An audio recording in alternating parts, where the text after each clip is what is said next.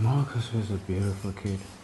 He had some problems, little mental problems that he was suffering with.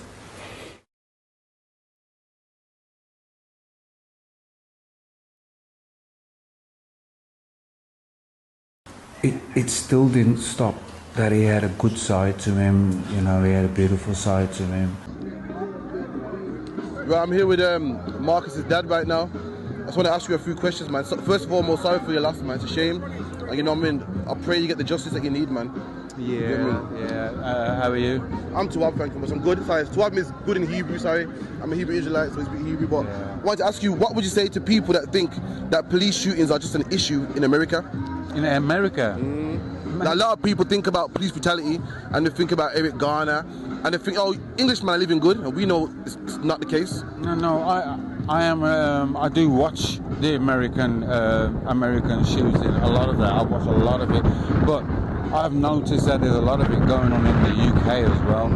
I'm not just on about my own son, but there's a lot I'm noticing, and these police that seem to be very similar to the Americans, but they're more cunning.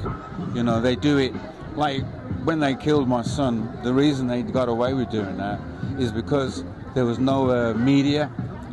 If the media had been there, they would have had to approach his apartment more carefully, like they did it with the guy in London, you know, and they got him out alive. I can't understand why they couldn't get my son out alive.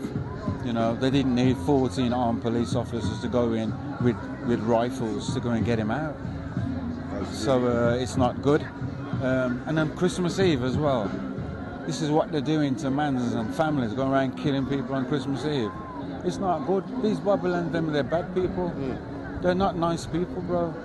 You know, they're here not for us, they're here to hurt us. You know, because every day I'm seeing, in this country, I'm seeing black people are getting killed and white people for the same things are walking away and not getting hurt, and I'm thinking, how is it possible? Look at the one recently, the guy just had a samurai sword. He took a 14-year-old, killed a 14-year-old, damaged a couple of policemen and damaged some people, and they tased him and he walked out completely alive. Absolutely. When it comes to our people, though, they gotta use drastic measures, man. They gotta get a gun out.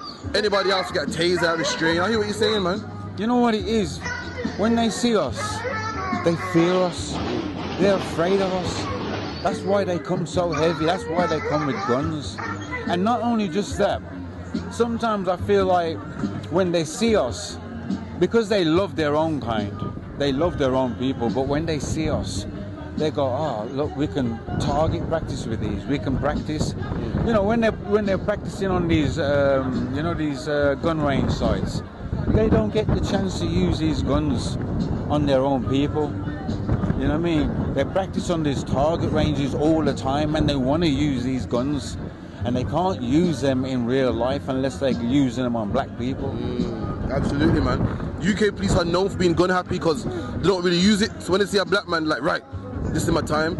What would you say if I told you that the condition that we're going through in England is prophesied in the Bible?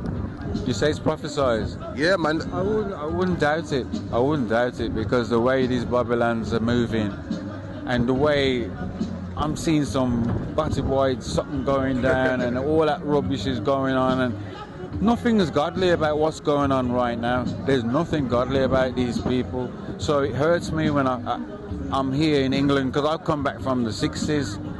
And from the 60s, I've seen many, many changes, you know, like from the normal telephone box, red box, where you had to go to a phone box to phone somebody. You know, it was a privilege. You was lucky to have a phone in your house or something like that. Times have changed. So you're from the 60s, right? So I know a lot about the 60s, the fighting that black people did, the marching, protesting, fighting police. Do you think any of that worked if we're here today doing the same thing? You think it worked? Yeah, like, do you think that this place is for us? Like, people march and get results, but we're still here in 2025? Bro, we march and we don't get results. That's what you've got to look at. You know, like, you can get a whole heap of LGBs marching and they're going to get results. You can get any foreign people that comes to this soil and march, and they're going to get some results. I'm telling you that now. But you get black people and let them march. I don't care if they come in the millions. We're not getting results because we're getting the same results. They're still shooting us. And I think the reason why we're getting these results is because they're not making the police accountable. Look at the Babylon that's just shot my son. I don't know his name. I don't even know what he looks like. He was masked up. So this man, I can't sleep. I lost about 3.5, 4 stone since Christmas Eve to now. I can't sleep. And when I go to my gigs to sing, you know, I'm scared to shake anybody's hand. Anybody that's white, I don't want to shake their hand, any man. Because I don't know if he comes over to me and says to me, how are you going, mate? I like your performance and such. And, I'm sorry to hear about your son, I hope you get justice. And it could be him who shot him. Because I don't know who it is. I just know some white brothers in uniforms. And they've gone in and shot my son. I don't know what it looks like. I don't know a name. I don't even know if they're professional police. We don't know anything. They won't tell us nothing.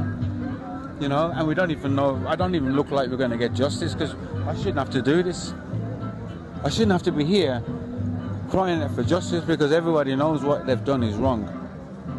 You know what I mean? That's why they're From what I'm hearing that he still got his job. I've seen man sacked for less. I've seen man coming to work 4 times, get sacked. Meanwhile, you can unalive a black person and not even get suspension, man. It's a shame. Yeah, he's not getting, you know, like I said, they won't even tell us who he is because I think he's a rookie.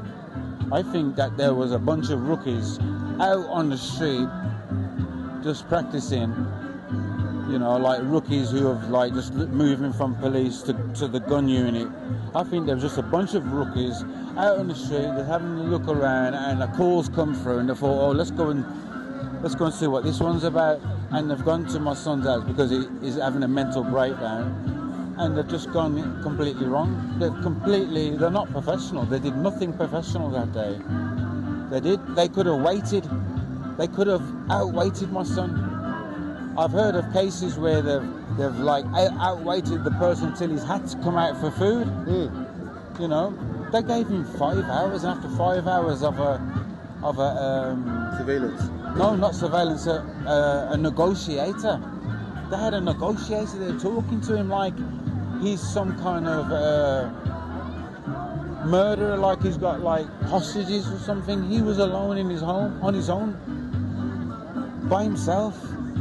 So I can't understand why they went with guns. He hasn't got guns, he doesn't play with guns. That's not on his record.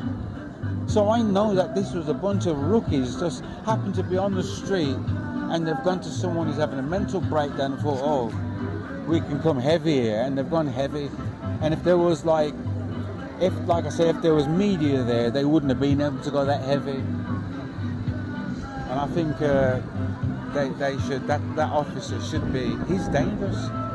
Definitely needs to be off the street, man. He shouldn't be, he should be off the streets. That's my daughter Zara. He should be. Oh, it's my sister. I'm not gonna say he should be. I think he should be behind bars.